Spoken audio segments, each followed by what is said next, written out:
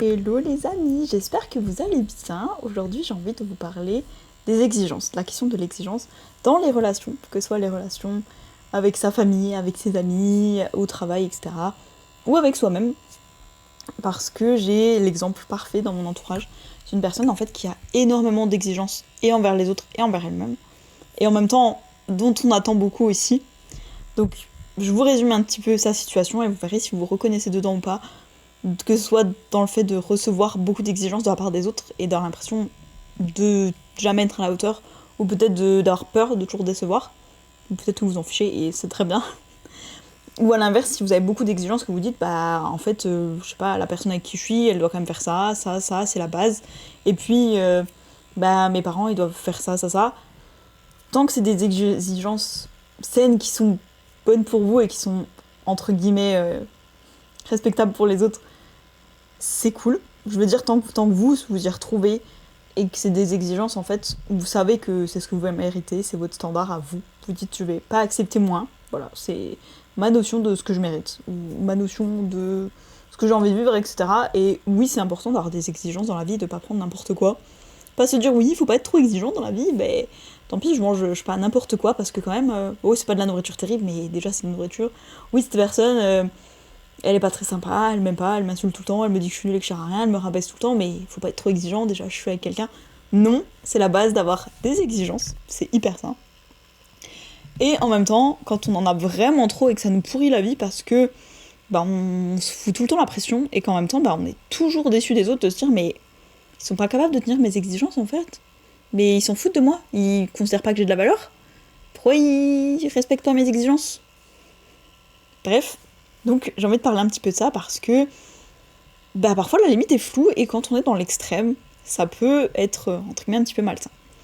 Donc pour résumer, cette personne, elle a une famille très exigeante, j'ai pu le remarquer plusieurs fois, elle est adorable sa famille et cette personne d'ailleurs aussi, mais il y a beaucoup d'exigences. Dans le sens où si une fois il y a, c'est une famille nombreuse, une fois une des personnes par exemple qui est pas là, bah on l'a déjà dit, bah tu vois Chloé, là on est un petit peu déçu parce que la personne, bah, elle aurait pu faire l'effort de venir, tu vois, enfin là, c'est une journée en famille, la personne, elle le savait qu'on allait passer la journée en famille. Bah, on est un petit peu déçu qu'elle soit pas là.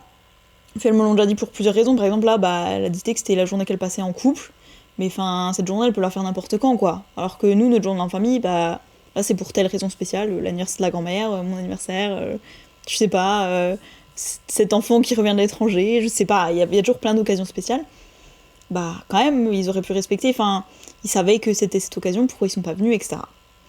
Ou bien, voilà, là c'était la journée en couple, bah la journée en couple, on s'en fout, enfin ils peuvent la faire n'importe quand, pourquoi ils la font pile le jour où nous on fait notre sortie? Bah c'est un peu nul, enfin ils pouvaient déplacer quoi. Il fait pas trop d'efforts en gros. Et puis bah là on est un peu déçus, bah on pensait qu'il allait faire la soirée avec nous, mais en fait il travaille quoi. Donc il a accepté de travailler, donc bah il va pas pouvoir trop venir, donc il sera là peut-être qu'une heure ou deux, puis encore. Puis bah là bah il est pas venu parce qu'en fait il est fatigué, donc bah voilà, ce membre de la famille sera pas là, super, bah ouais parce qu'il est fatigué, donc bah ouais, super, enfin, on s'en fout un peu, enfin, il aurait pu se reposer n'importe quand, on s'en fout qu'il soit fatigué, c'est pas ça qui compte, c'est de le voir, tu vois, après il peut se reposer n'importe quand. Enfin, est-ce qu'il peut pas reporter ça un petit peu, au pire il se reposera le prochain jour de congé, quoi. Mais juste pas venir parce qu'il est fatigué, enfin, c'est un petit peu nul, quoi, enfin, ouais, on est tous déçus. Vraiment ce genre d'exigence, où je me dis, waouh, c'est beaucoup presque, parce que d'une certaine manière, je trouve ça étouffant, qu'il y ait autant d'exigences, parce que en fait la personne se priorise et que là elle dit bah là moi je suis fatiguée, je préfère dormir, là bah je priorise mon couple pour cette fois. Ça veut pas dire qu'elle aime moins sa famille cette personne, ça veut pas dire que parce qu'elle est fatiguée et qu'elle priorise son bien-être, bah elle s'en fout de sa famille. Et ça veut même pas dire qu'elle est pas triste de louper ou pas déçue elle-même de se dire ah mince j'ai pas pu aller parce que je travaille, dommage. Mais j'ai besoin d'argent, bah à ce moment-là je priorise ce besoin. C'est-à-dire que la personne tout ce qu'elle fait c'est se prioriser. Et de l'autre côté, comme il y avait des grandes exigences, bah, il y a une déception. Maintenant, le truc, c'est que c'est un peu à double tranchant parce que, en général, ces personnes-là, je sais pas si c'est votre cas ou si vous voyez des personnes dont c'est le cas, vous allez me dire, mais en général, ça marche aussi dans l'autre sens. Ça veut dire qu'elles se mettent une pression monstre pour tenir leurs propres exigences et tenir les exigences des autres parce qu'elles se disent, quand c'est moi qui suis déçue parce qu'on n'a pas respecté mon exigence, en fait, mon attente, bah, c'est pas agréable. Donc, je vais tout faire pour ne pas décevoir les autres. Donc, bah s'ils ont des exigences, surtout parfois c'est même pas explicite, c'est plus, bah on s'attendait à ça, mais bon, et tu dois un peu deviner ce que la personne attend. C'est pas clairement dit, puisqu'elle te fait dire non, mais si tu fais pas, c'est pas grave, hein. Mais après, voilà. Mais t'inquiète, hein, enfin, si tu fais pas, c'est pas grave. Juste, bon, bah, on pensait que t'allais le faire, hein, mais vraiment, t'inquiète, hein, enfin, si tu veux pas le faire, bah, vraiment, c'est pas grave du tout, enfin, vraiment, on t'en veut pas, juste, bon, bah, voilà, enfin, ça aurait été bien que tu le fasses, mais voilà, tant pis. Tu le sens que la personne, elle te dit un petit peu, si tu le fais pas, je vais mal le prendre quand même. Donc bref, je trouve ça hyper intéressant parce que quand on n'a aucune exigence, comme je disais au début de la vidéo, c'est pas terrible, en fait, on accepte un peu tout et n'importe quoi. Tu vois, je vous dis, bah ok, je vous loue une chambre et tout, en fait, c'est crade, il y a des rats, ou des cafards, ou des moustiques, ou je sais pas quoi, des puces, sur plein de tapis et tout, la lavabo, en fait, l'eau elle coule pas et tout, mais vous vous dites, bah j'ai pas d'exigence, tout va bien, j'accepte tout ce qui vient, je m'en fiche, je n'ai aucun standard dans ma vie, tout va bien. Bah vous allez pas dormir là-dedans quand même, il y a un minimum d'exigence à avoir. Et après, les exigences dépendent de la vie qu'on a envie de vivre. Mais la question voilà, que je voulais poser, c'est est-ce que vos exigences, pour vous aujourd'hui, vous les trouvez saines parce qu'elles vous servent? En fait, elles vous servent, vous, à aller dans la bonne direction. Est-ce que c'est des exigences où vous dites oui, bah, par exemple, aujourd'hui, je m'engage envers moi-même à aller 3 fois par jour, 3 fois par semaine faire du sport. Et c'est une exigence que j'ai envers moi-même, au moins de me bouger, de faire une activité physique 3 fois par semaine. Est-ce que c'est sain? Et est-ce que c'est tenable? Parce que si vous dites, ok, nouvelle exigence, tu sais quoi, t'es une grosse feignasse, tu bouges pas assez ton derrière, et ben à partir d'aujourd'hui, je décide qu'on va faire 4 heures de sport tous les jours. Nouvelle exigence, ouais. Et ouais, tu vas faire quoi? Et puis bah, le premier jour, tu te dis, mais 4 heures, c'est horrible et tout, je vais jamais tenir. Et le soir, tu vas te coucher, tu te dis, oh, je suis tellement déçue, je me déçois moi-même, je suis pas capable de tenir mes propres engagements et tout. Oh là là, je suis une personne nulle, je suis horrible et tout. Et tu te sens trop déçu, tu te sens mal, tu te dis, mais je m'étais dit 4 heures de sport, là, j'en ai fait. Déjà, si t'as fait 15 minutes, t'es content. Mais voilà, il y a la question de où est-ce qu'on place nos exigences. À quel moment c'est sain pour nous de se dire, bah oui, quand même, j'ai des exigences, j'ai des attentes, c'est normal. Par exemple, je sais pas, t'as un contrat avec un ou une cliente, et par exemple, ton exigence, c'est que la personne remplisse sa partie du contrat, par exemple. C'est la base, tu vas pas te sentir mal de réclamer en disant oui, non, mais en même temps, la personne déjà elle a accepté de faire un contrat avec moi, c'est déjà pas mal. Bah non, tu vas dire, bah mon exigence, c'est au minimum que tu respectes ce que t'as écrit. Le reste, ok, bah t'as jamais accepté de faire plus pour moi, bah ok, ça aurait été cool que tu fasses, maintenant, je suis un peu déçue que tu prennes pas d'initiative pour faire plus. Maintenant, c'est sur moi, tu vois, ça m'appartient, y a pas dessus. Mais ouais, si tu fais pas ta part du contrat, quand même, non.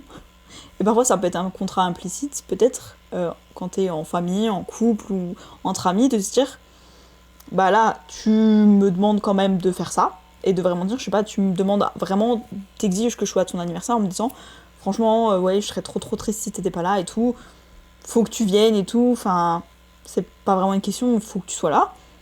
Ok, mais en échange, bah la prochaine fois que je te demande de venir à un de mes événements, tu viendras aussi. Peut-être, tu vois, que tu te dis, bon, ça peut marcher comme ça, ou tu le dis à la personne quand même, de dire, ok, je viens cette fois, mais bah viens aussi à mon anniv alors, ou je sais pas, peu importe, tu vois, ou je viens de voir faire ta pièce de théâtre super longue alors qu'en vrai ça m'ennuie, bah tu viendras me voir faire mon récital de violon, même si tu trouves pas ça intéressant. Mais il y a une sorte de deal en se disant, ok, t'as une attente, ok, moi aussi j'ai une attente, bref. Mais il y a des moments où c'est ça, par exemple, vous dites, bah, ma ou mon partenaire idéal, j'ai des attentes, c'est que la personne prenne soin de moi, que peu importe en fait, qu'elle me valorise souvent, qu'elle me dise qu'elle m'aime, etc. C'est sain. Maintenant, si vous avez beaucoup trop d'attentes, bah ça vous empoisonne la vie un petit peu parce que vous êtes souvent déçus, vous vous dites, mais la personne, des fois, elle se priorise. Et l'exemple de cette personne dont je parlais, qui a une famille très très exigeante, elle est aussi très exigeante envers elle-même. Donc en fait, peu importe ce qu'elle fait, elle est jamais satisfaite. Elle dit oui, mais en fait, je m'attendais à faire ça, je voulais faire ci, je voulais que ce soit comme ça. Donc en fait, je suis toujours déçue de moi-même. Je suis jamais à la hauteur. Voilà. Ma valeur est un peu nulle parce que je suis toujours déçue. Et même dans son couple, du coup, la dernière fois, elle me dit. Ouh là là, la dernière fois, elle me dit, bah écoute, je suis grave déçue parce que la personne là, ce qu'elle a fait, c'est qu'au lieu de me prioriser moi, elle a décidé d'aller au sport.